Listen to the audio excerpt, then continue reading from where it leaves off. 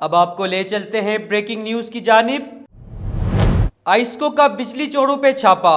اسلام آباد میں مکان کی تعمیر کے دوران سے بھی بجلی کی چوری شروع ہو گئی تھی، الٹا چھاپا ٹیم کو بھی دھمکیاں دی گئی۔ مزید جانتے ہیں نجم سبزواری سے۔ جی نجم، کیا تفصیلات ہیں؟ جی بالکل، یہ واقعہ جو ہے سب ڈویژن جو ہے وابڈا کی نیلور اس کا علاقہ ہے تومیر۔ یہاں پہ ہمیں اطلاع ملی کہ ایک بلڈنگ جو تیار ہو رہی ہے اس پہ اپنا جو ہے بجلی کا پول، اس بجلی کے پول سے کنڈے لگا کے جو پہلے دن سے جو ہے وہ بجلی چوری کی جا رہی ہے۔ اور راجہ سفیر جو پی آئی ڈی کا ملازم ہے، اس کا یہ کہنا تھا کہ آپ اس خبر کو شائع نہ کریں اور کسی بھی طرح اس معاملے کو دبا دیں۔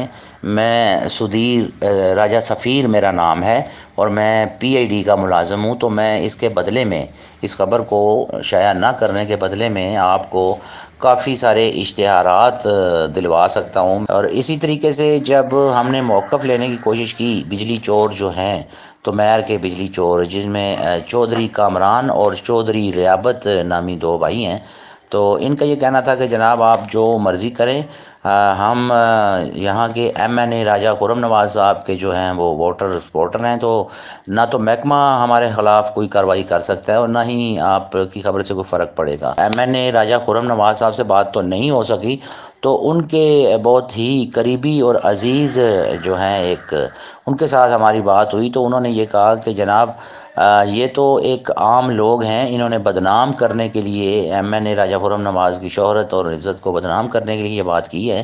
جی